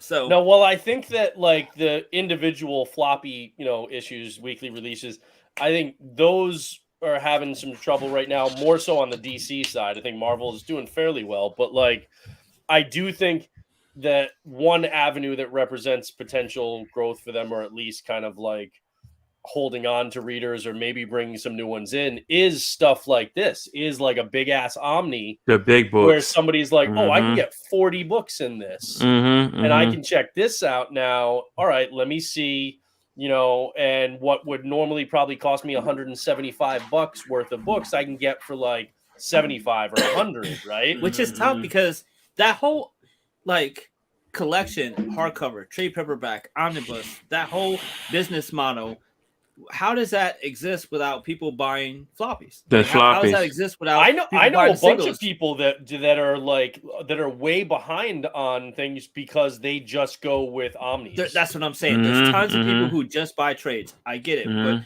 without people buying it when it first come out, it's kind of like it's kind of like people who don't go to the theaters and only buy movies at home video or DVD or Blu-ray, whatever. Expecting that to last forever if no one went to the movies anymore and just waited for movies to come out on DVD, because they where would that money come from? That's a big loss. The rest of us keeping the business going. Exactly. So like without people buying the weekly, issues as monthly, going to the comic book shops and buying it, how do you get to the point where it's sustainable enough to get to an omnibus? Yeah, I think Marvel is definitely recognizing that this is where they can make a fair amount of money, though, and the thing is, because I know a couple people that strictly just read omnis. Yeah, and I get that. So they're behind. But I love reading an Omni, but it means you're not current, But I do it. They're behind because of the floppies come out so fast. Because I do it the same way without Omni. Like I will wait a year and then read Batman all in one day, and it's so much smooth. Yeah, it's like, so I get but that. The thing is, Marvel, the same concept with Omnis. Marvel is cranking out Omnis at a crazy rate. They've got legit like every month there's like a slew of Omnis that are coming out, and they're reprinting stuff left and right too, right? They've just did out like the whole House of M omnibus. Literally in a couple weeks they've got the whole the House of M from like the early 2000s. House of M? Yes. Because if you watch WandaVision and you hear all this shit about House of M, how hard would it be to track down those single issues? It'd be a pain in the ass. Oh, damn. They're putting it out so that you have the whole thing. They're doing the whole thing. They're doing both Secret Wars. They've got the got these like Moon Knights. They're putting out brand new Daredevil ones with Frank Miller and Klaus Janson. So you've got tons of stuff that they're putting out. They just they're doing all the ultimate, like they're doing all the ultimate Spider-Man, going straight through and doing Miles and Peter from the start. And they've even got like House of M. We gotta ask a question after this one. And they just did another Avengers one. They've got like a ton of those that are all coming out. They just did a Kang one. So let me ask. Then people are getting into this and they're reading these, and then once they do, they know that there's a good chance that, because I know some people, they're outliers who only read Omnis, but a lot of times people are going to be like, okay, I'm going to grab this Moon Knight, right? And I'm going to read this. And then they read that, and then they're going to be like, damn, that was fucking good. All right, I got to get current on the new Moon Knight because I need more to read. So then they start getting like the trade paperbacks of like current runs and then catching up and getting into the actual floppies. And this feeds into the weekly.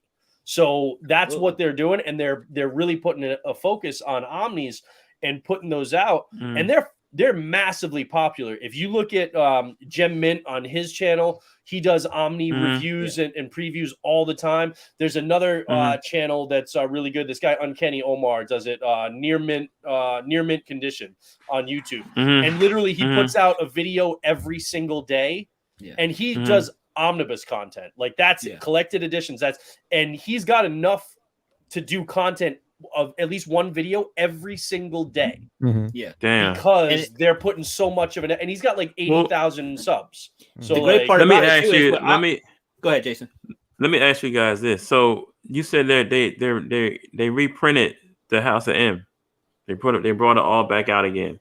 So is that going to affect the value of the ones that I have from back in the day? No, because Omnis have no impact on the value. Omnis, okay, trade paperbacks. Totally dumb different. question. I just want to make sure See, trade paperbacks and omnibuses, when they collect those, that doesn't affect the actual. If anything, it makes those issues more valuable. Because it exposes more people to them. Because more people are interested in it. Because if you read that, you might want to own the actual single issues or whatever. But it's a way for people who have those, if they want to reread them again and don't want to fuck up their copies, that they can reread them again. It's just it doesn't affect Jason, it at all. the other way you gotta so you can't look at it the same way as you would look at like Hot Toys or like statues. If they put out a Hot Toy and then they do a reissue and it's like, well, everybody who was trying to sell the original, well, now you can't get $800 because people are going to be able to get it at $250 retail because the new one came out. It's not like that. So like when it comes to comics, they're like perfect example. They did like Daredevil 1 recently, and then they did a second printing of it like a month and a half later. That doesn't decrease the value of it because its first print has its own value, second print has its own different value. The second print usually only has like a pretty high value if it's if they make a super low production run or there's like an error or like some special limited kind of edition reason why it's but it doesn't impact the collectability or the value of the first print. It's value not like of that first print is because of the value of that. Like for instance, House of M #1, the value of that is that physical book. There's only so many of them, so no matter how many times it's like reprinting Michael Jordan's rookie card. It's not that piece of paper. It's a different piece of paper. They only made 3 this book. That's all there is, and the value is there. And it's kind of like think about how many times they put like Action Comics #1 out or Amazing Fantasy 15. Like if they reprinted that book, it wouldn't change the value of the original. It's just giving you another opportunity to read it without having to buy that actual option. If it's not, it's like a reprint, but not the same. And that's what I was scared of. If it's not it's never going to affect the original, bro. Like within a couple of months of the initial printing, the initial run, then it's not even considered like a second. Like there are some like was it 8 Billion Genies, that indie one that got optioned at Amazon, right? That they literally had like I think 8 reprints of those because they're making them in small batches and then they'll do the next one in a different cover. But that's different. Like they recently just did another Ultimate Fallout 4 print, but it's called the facsimile. Right, so it's not like this is the same as the original. It's not like the second print run. It's considered a facsimile, which basically just means it's like an homage kind of thing. Yeah. So it just gives you another opportunity to read it. Never impacts the value of the original. Yeah. And the beauty of those omnibuses and trades is Marvel and DC have two different ways to go to bring in new readers to fight continuity who are intimidated by how much there is. And one is rebooted and starting over at 1, and 2 is doing stuff like omnibuses and trades and giving them easier ways to read older shit to catch up. Because it's not always so much that, there's so many, Moon Knight comics. How am I ever going to catch it? It's like, well, how the fuck am I going to track all them down? Okay, I got Even if you have a local comic book shop, you're not going to have every Moon Knight comic. You're going to have to go there to get. You're going to have to buy them all digitally. Even if you go to New York Comic Con, you're not going to find every single Moon Knight. And then on top of that, you got to think about the simple fact that if you're going through your local comic shop and you ask them to track it down, there's going to be an upcharge, bro. Like there's going to basically be a charge for them to actually get in. It's the pain in the ass to search, bro. It's one of the reasons why when I'm burnt out and I'm like, oh my god, I don't have time to read, I never stop my pulls because I know how hard it'll be to go try to catch up after the fact. Hell yeah. Right. So I just like keep them coming. I can always read it when I get winter or time or like to catch up and reading. But if I stop reading a comic that I like and I know I just don't have time for it to go then and track down all the comics that I missed over that interim, it's such a pain. It's such a pain because there's always a few issues here and there that's like, it's so much harder to find. So with an omnibus or trade, you can just binge it. You can just that's why I asked, because with my mind was thinking about like how Hot Toys and Sideshow, with you gotta take that completely out of it. It's totally different animal. Because the thing is, it's like that. The thing is with Hot Toys and Sideshow, bro, and figure wise, you gotta also say like it's a dead issue. If you ever actually looking like seriously, honestly, if you're looking for value in that, bro, you might as well just kind of step away because you're gonna always have reissues of that figure because they have that particular mode. It's not like they have a mode in collecting, bro. Pages are different. Like again, once that's gone, there's still a value if you actually have them. The omnibuses is just basically a second option. A second option to the option. Like they have data to put out Detective Comics 27 again if they want to, but it won't be from that run. So it's not as valuable. I got you. It came out in 39. Charlie the Unicorn asked a question that is relevant, so I just wanted to answer it. So he said, "What do you all think of the releases of really old comics, the Marvel Comics libraries from Taschen?" So those are a different beast than the omnibus.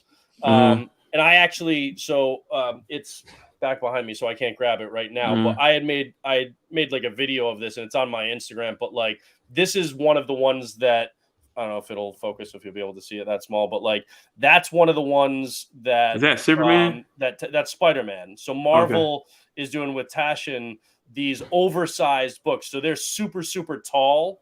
So they're like this. They're so it's a physical different format than this. It's like probably up to here instead of So it's a big like cumbersome, and you like flip it open. It's got the ribbon down the thing. Is it like the size of the? That's like it's big. I got it right behind me. I can grab it. But the point is like, so those ones are more kind of like tribute to history kind of things. The art and everything. It's like so the one I have collects every Spider-Man book from the first 2 years of his run.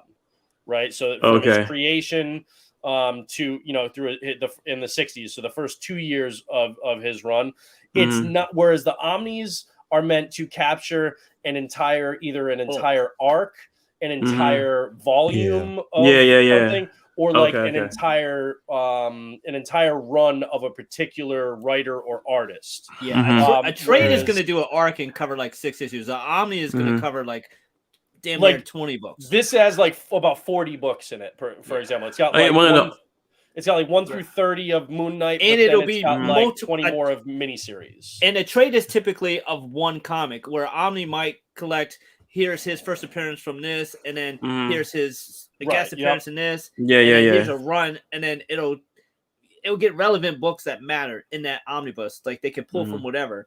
Whereas a trade will be just from a single story. Those Taschen books are pretty cool though. I think I have like it seems 3. Like more like a novelty thing to have. Like so I have 3 of those. Then I have what is it? Dark Knight Returns is the Omni. I have Kingdom Come is an Omni, and I think there's one more I have. So this is the Black. This is oh, the Spider-Man. Nice. Okay, So yeah. You can see it's like fucking heavy. The difference. Holy shit! Like wow, that's the difference. Coffee table books. Yeah, this that's is like a huge, coffee bro. table. Like it's yeah. This thing is massive. Yeah. And so like the pages are not like normal size pages. They're like big pages. Yeah. And these ones use the old school like newspaper print stock. Oh, so the texture of them is very much different than so this is meant as like an archival kind of like old school I like that thing. yeah whereas these are collecting runs from like the 2000s and stuff. 2000s, they go right. back to the 60s in the Omnis, but it's a different format than something like this. That's pretty dope. But this is still great. I absolutely love it. But they're not going to do anywhere near as like they just did an Avengers one. But they're not going to do anywhere near as many of these as they will Omnis. Okay. Yeah. That's dope.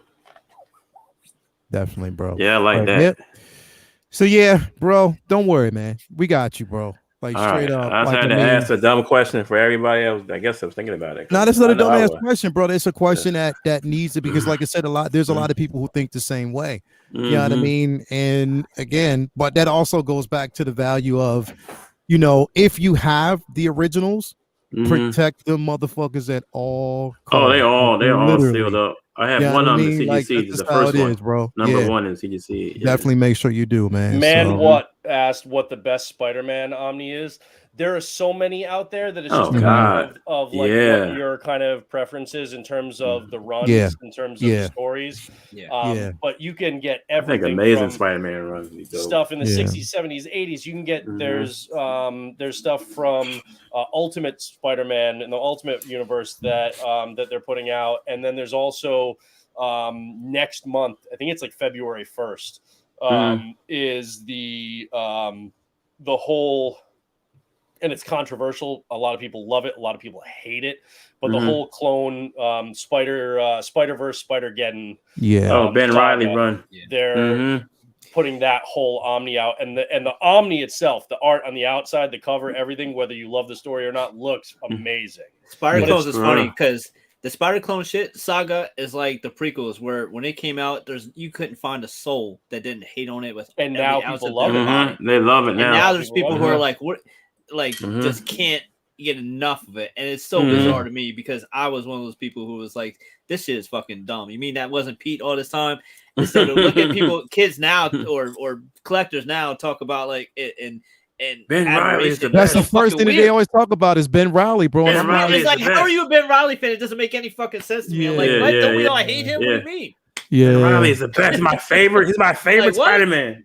Am I in the Twilight Zone? No, I think the character of Ben Reilly has such potential, though, and same like I feel like anybody who's reading Dark Web right now, I feel like man, they are just they're striking out with the bat on their shoulder. They're striking out looking because there's an opportunity to do some really cool shit with Ben Reilly and with Madeline Pryor, and they're not taking advantage of it. And it's just been.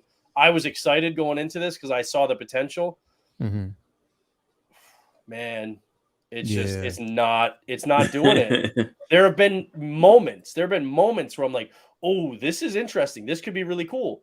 And I swear to God, the most interesting parts of this whole Dark Web event have been in the tie-in with Kamala Khan. With Ms. Marvel and the tie-in with Black Cat and MJ. True. Okay. They've been more interesting than anything exactly here in the rest. This is true. Yep.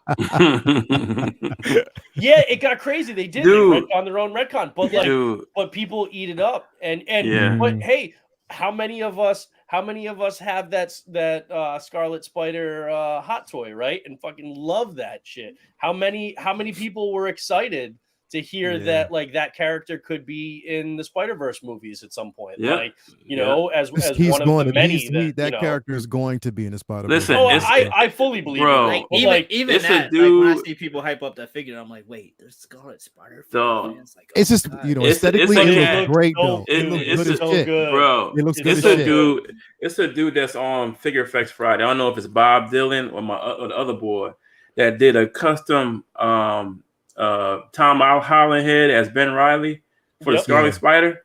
Yeah, I almost fell off my seat that night watching Figure Flex. I was like, yo, who did it? Yo, he had the blonde hair, was real hair. Who was that? Was that Bob Dylan? That's Bob? I don't know if it was Bob Dylan. Might have been, I can't remember. Well, I tell you what, he's always doing stuff like that, dude. If they do Ben Reilly, if they do the Scarlet Spider and actually make him fairly prominent in one of these animated movies and do it well, they should, bro. Everybody's gonna be high on that character. But the thing is, they're doing him dirty in comics right now. In Dark Web, they're doing him dirty. And I'm like, I'd rather him just go away and you'd leave him alone until he's hyped enough through the animated movies and whatnot that you're like, okay, let's do him right, and then bring him back. Because this chasm stuff, it's not working, man. It's not working, and it's like it feels like they're just trying to create some new characters like Chasm and Hallows Eve. Like they're trying to create new characters out of this to see. And no, man, it's not. It's just I'm really, really disappointed in that. It's not working. I don't know, man. Yeah, it's just it's been rough. I told Lael, and we have to wait and see, man, that the best Spidey stories happening in comics today right now is the 5-part miniseries that we're only 3 issues in, but Deadly Neighborhood Spider-Man. The Deadly Neighborhood Spider-Man book is the best Spider-Man book right now. I think that is in my. Oh, it's been in my poll, man. That's why I'm so glad. I'm so glad I got off the next. Like, we'll start. Well, Wednesday, Thursday, yeah. Because that's my aim, just to sit my ass down in this recliner right here and go to work. Yeah, tomorrow's Tuesday, so I'm gonna grab them. I might grab them tomorrow. Definitely, man. I got that patch series too, bro. Listen, that's a good one. We are an hour 46 minutes in. It's been a great run, great conversation tonight. Yes, indeed. Yes, indeed. Jedi Pimp, bro, I need you next week. Make sure this is your homework to present your artist of the week and also your favorite run, like a book that you want us to actually talk about. So that's Hush. That's easy. All right, well, send that. Send that to me. So you want Jim Lee? Okay. Did we do Jim Lee though? That's it. I don't know. Did we do Jim Lee? I thought we did. We probably did. We did talk. Yeah, that might have been like the first one that that was probably like one of the first ones that we did. We did. Yeah. You did Jim Lee. Talked about Jim Lee. I think you talked about Hush when we talked about Jim Lee. Because we talked a lot about his Hush. That's my favorite book. And I mean, we can still go over Hush if you want, but you know, no, if it's gonna be repetitive, then don't. You know, I'll look for somebody. I like Capullo too. So yeah. All right. Well, just basically, you know, send either Jim or Capullo. I'll send it to you. All right. Well, send Capullo. I'll let you know, bro. And we'll do that next week. So that definitely we'll add that on the slate. Everybody out there, man, thank you. It's been a great show. Start of the new year, 2023. So definitely. And Tobar says that Butt Naked has spoken. Let me get some T-shirts made. But then again, I can't. You gotta stop playing and get them things done. I know I gotta get them butt naked done, bro. Because you gotta walk around Comic-Con butt naked on your shirt, bro. That's just gonna be fucking fun. Just a pair of cheeks, just a pair of cheeks on the cheeks shirt with 2 eyes. Just the irony that it's gonna be. Just the irony that's gonna be a shirt that says naked. Yeah, right. I can't. Bro, I can't wait to walk around with 2 eyes on it. It's like, wait. Are you butt naked? Can we get a picture with you and I? We're gonna walk through Comic-Con, right? And we're gonna be wearing white T-shirts, and on mine it's gonna say butt, and then on yours it's gonna say naked, and we're just gonna walk side by side the whole time. Oh, that'll kill it. That'll kill it. Nope, you can wear that shit. The thing is, you're most likely to get the response, and it's going to be a better response. You're going to win. I'll Winnie the Pooh that shit, man. Just a shirt and just I'll Winnie the Pooh that shit. I dropped my damn. But anyway, you guys out there, definitely it's going to be crazy. Yeah, Dingleberry said, yeah, we did. Darth Chopper said, the homies, definitely, man. Thank you so much for that, bro. But anyway, Vinny, what you got coming up, man? We'll start at the bottom and go to the top, bro. Man, we're just catching up on reading. I got so much reading to do. Like I said, this is my binge season, so I have a lot of organizing to do too. Like I gotta put stuff in order, binge read, and I'm doing a lot of new art projects. So a lot of art coming, a lot of reading to get caught up on. Like there's not many TV shows and movies that I really missed out on this year that I feel like require my attention. So that gives more time to reading for me, because like I was thinking like there's not really a whole bunch that I'm really like dying to go catch up on as far as streaming services. So I'll be streaming some reading. So that's what I'll be doing the next week or so. And then just looking forward to, you know, taking some R&R and catching up on reading and a lot of art. So yeah, there's not much else out coming in soon. We got a minute before we get into Ant-Man and all that. So yeah. Definitely, man. Can't wait. What's January 4th coming out? Ain't something coming out January 4th or 9th? Is that Ant-Man? I don't know. No, Ant-Man's like February. February. We do got Black Panther the coming on Disney Plus, or Wakanda Forever coming to Disney Plus on the 20th. The 20th. The 20th. Yeah. Okay. Yeah. Last of Us the 15th. on the 15th. Last of Us the 15th. So definitely, oh shit. That's HBO Max. Yeah. Yep. Okay. Yeah. I'm looking forward to that.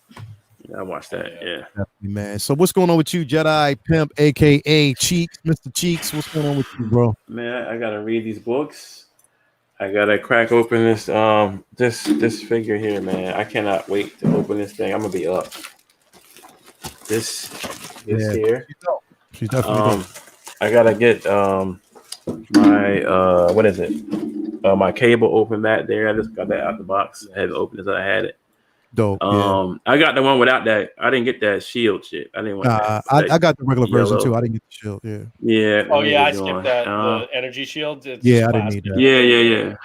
Yeah. I'm still waiting for my War Machine to get here, and I'm waiting for which one? War Machine. Gen 1? The old school one. Mark 1? Yeah, the Gen 1. I've got that coming. That's crazy. That baby is right there, bro. Yeah, I know it's dope, y'all. I can't wait to get that. And that's it, bro. Yeah, bro. Well, if you haven't already, follow Jedi Kid on Instagram. Make sure you have. If you want you want instructions on the proper way to dip out when Cheeks are calling, get your boy up. Definitely, and make sure you do. As always, make sure you do that. Mr. Butt Naked. What's going on with you, bro? Same as you guys, man. I've just been reading a ton. I've been going through with my massive Daredevil reread and stuff. So I'm actually just about to wrap up my latest reread on the whole Shadowland saga, and then I'll be pushing into volumes 3 and 4 after that. There are a bunch of books that are coming out this week. There's a new Scarlet Witch miniseries. There's a new Fantastic Four book. There's some X books, X-Force. New Captain America, Sentinel of Liberty, and I've actually been really enjoying that run lately. Another issue in the Secret Invasion miniseries that they're doing, which I've actually really enjoyed that too. There's a Joe Fixit miniseries starting with the Gray Hulk mafioso type that so that's dropping on Wednesday. So there are a handful of those. There's also, I think, a new issue of The Approach, which is a cool kind of indie horror one. That's like a Die Hard horror kind of thing. So there are a bunch of books coming out this week, and then just keeping going with some other stuff that I'm just kind of catching up on, getting a reread. Now I'm finally caught up on Batman, which anybody is not caught up on Batman. The only thing I will say is I literally laughed out loud in one of these Batman issues where Chip Zdarsky decided to finally come up with a functional use for the underwear on the outside of Batman's cape outside his suit. I laughed my ass off. Not gonna lie. So that was fun. But yeah, all in all, it's just reading some books, and then apparently I'm on Figure Flex Friday this week. Yep. So that's you are. Yeah, that's the thing. Mm-hmm. Hopefully I'll have my my Suit Up Mark V hot toy. I literally while we were streaming, I just got the invoice to pay the shipping, so I just did that. Okay. From Toys Wonderland. Yeah, that hurt a little bit, but you know, it's a that was like $450. It's a larger like deluxe figure, so I expected that. But yeah, so I'll get that at some point, and I'm really actually just kind of like going through this stuff now that these came in this week, and the Alias Omnibus will come in tomorrow. So I've got plenty of stuff to read and just catch up on. Yeah, cool. Definitely. So again, everybody out there, if you haven't already, Bucky Naked, make sure that you basically do so on Instagram. What's going on with me? We have Say What Wednesday, of course. Haven't decided. Actually, there won't be an Uncivilized this week. It'll be the following week. So yeah, we'll basically be doing that. Again, Figure Flex Friday, and then of course Collectors Lounge on Monday, and then back here next Monday for Comic Book Talk with Friends as always. So yep, that's what we got going on. Cannot wait because there's going to be some vacation time coming for me this week, and I am excited about that. But anyway, thank you guys, everybody out there who has actually been with us today after New Year, starting off the new year great with this discussion, great panel, all that every day. So thank everybody for being here. Again, enjoy your week. Make sure you do so, and we will see you back here next week, same time as always, for an amazing show.